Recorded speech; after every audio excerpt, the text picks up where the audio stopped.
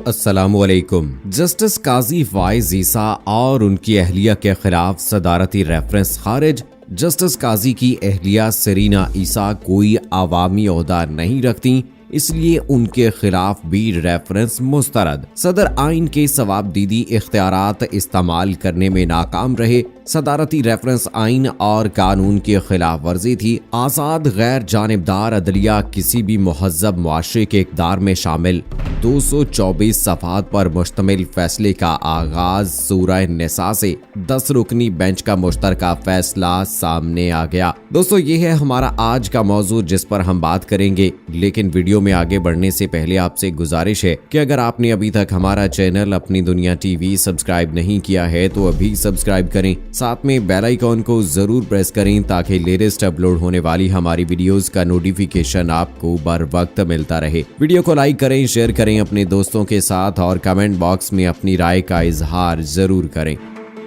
दोस्तों, जस्टिस काजी फाइज ईसा के खिलाफ लंदन में बनाई गई जायदादों से मुतालिक सदर पाकिस्तान डॉक्टर आरिफ अलवी का भेजा गया सदारती रेफरेंस सुप्रीम कोर्ट ने मुस्तरद कर दिया है। ये पहली बार है कि हुकूमत की तरफ से भेजा गया सदारती रेफरेंस मुस्तरद कर दिया गया है, जो यकीनन हुकूमत के लिए भी शर्मिंदगी का बायस बन रहा है। इस हवाले से पाकिस्तान बार काउंसिल की तरफ से मुज़म्मती बयान भी जारी कर दिया गया है और पाकिस्तान बार एसोसिएशन के वाइस चेयरमैन आबिद साकी और हामिद मीर ने इस हवाले से कहा है कि सदर डॉक्टर आरिफ अलवी को इखलाकी तौर पर मुस्ताफी हो जाना चाहिए। सदारती रेफरेंस कुछ अर्सा पहले दायर किया गया, जिसमें जस्टिस काजी फाइज ईसा और उनकी अहलिया सरीना ईसा की लंदन जायदादों के हवाले से तहकीकात का कहा गया था। सुप्रीम कोर्ट ने मुख्तसर फैसला 19 जून को सुनाया था। इससे पहले इस्लामाबाद हाई कोर्ट ने जस्टिस काजी फाइज ईसा के भाई की तैनाती अहलिया की तरफ से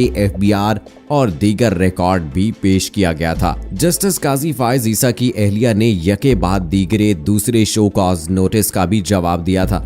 उनकी अहलिया सरीना ईसा ने अदालत को बताया था कि जस्टिस काजी फाइज ईसा को जान से मारने की धमकियां भी दी जा रही हैं। जस्टिस काजी फाइज ईसा के खिलाफ सदारती रेफरेंस से मुतालिक मुकदमे का फैसला FBI समेत दीगर फ्रीकैन को बाज़ाब्ता तौर पर मौसूल हो गया। जराये के मुताबिक सोमवार के रोज इस अदालती फैसले की नकूल FBI सदर ममलकत, वजीर आजम, वजारत कानून और अटार्नी जनरल ऑफिस को बाज़ाब्ता तौर पर मौसूल हो गई हैं। अपनी नौयत के वाहिद मुकदमे में इस्लामाबाद हाई कोर्ट और सुप्रीम कोर्ट की ऑब्जर्वेशन भी काबिल गौर रहीं और इस केस को बड़ी पेचीदगी के साथ सुना गया और दलाइल पर भरपूर तवज्जो दी गई। जस्टिस काजी फाइज ईसा की अहलिया के हवाले से भी फैसले में नुकात तहरीर किए गए हैं। फैसले में कहा गया है कि जस्टिस काजी फाइज ईसा की अहलिया सरीना ईसा किसी अवामी ओहदे पर तैनात नहीं है, इसलिए उनके खिलाफ केस जुडिशल कमीशन में नहीं चल सकता। जस्टिस काजी फाइज ईसा के खिलाफ सदारती रेफरेंस आइन और कानून की खिलाफ वर्जी थी। सदर आइन के मुताबिक सवाबदीदी इख्तियारात इस्तेमाल करने में नाकाम रहे। जस्टिस काजी फाइज ईसा की अहलिया ने 24 जून को इस्लामाबाद के थाना सेक्रेटेरिएट में दरख्वास्त जमा करवाई थी, जिसमें मौक़िफ़ इख्तियार किया गया है कि उनके खाविंद को कत्ल की धमकियां मिल रही हैं। पुलिस कार्रवाई करे। मिसेज सरीना ईसा की तरफ से जमा करवाई गई दरखास्त में मौक़िफ़ इख्तियार किया गया है कि एक शख्स उनके खाविंद को एक वीडियो में कत्ल करने की धमकी दे रहा है। दरख्वास्त में मज़ीद कहा गया कि सुप्रीम कोर्ट के जज को कत्ल की धमकियां देना दहशतगर्दी के जुमरे में आता है, लिहाजा थाने में जमा करवाए गए मवाद की बुनियाद पर FIR दर्ज की जाए और पुलिस इस मामले पर एक्शन ले। दोस्तों, सुप्रीम कोर्ट ने 224 सफ़हात पर मुश्तमिल फैसले में तहरीर किया है कि अदालती फैसले में कहा गया है कि जस्टिस काजी फाइज ईसा की अहलिया के खिलाफ जुडिशल कमीशन में मुकदमा नहीं चलाया जा सकता। अदालत ने रिमार्क्स दिए कि सरीना ईसा के खिलाफ रेफरेंस में गलतियों की भरमार थी। फैसला सुप्रीम कोर्ट के जस्टिस अता बंदयाल ने जारी किया। फैसले का आगाज कुरान पाक की सूरह निसा से किया गया। फैसले में कहा गया कि जस्टिस काजी फाइज ईसा के खिलाफ सदारती रेफरेंस आइन और कानून की खिलाफ वर्जी थी। सदर आइन के मुताबिक जवाबदीदी इख्तियारात इस्तेमाल करने में नाकाम रहे। सुप्रीम कोर्ट ने जस्टिस काजी फाइज ईसा रेफरेंस का मुख्तसर फैसला 19 जून को सुनाया था। अदालत ने जस्टिस काजी फाइज ईसा की अपील पर समाअत का फैसला सुनाया था फैसले में लंदन जायदादों की इंक्वायरी का मामला FBI को भिजवाया गया था। सुप्रीम कोर्ट ने तफसीली फैसले में कहा कि जस्टिस याह्या आफरीदी ने अपने नोट में लिखा कि जस्टिस काजी फायज ईसा के खिलाफ सदारती रेफरेंस आइन और कानून की खिलाफ वर्जी थी। तफसीली फैसले में अदालत ने सदारती रेफरेंस गैर आइनी करार दे दिया। सदर आइन के मुताबिक सवाबदीदी इख्तियारात इस्तेमाल करने में नाकाम रहे। सदारती रेफरेंस दायर करने में हुकूमती बदनीयती साबित न हो सकी।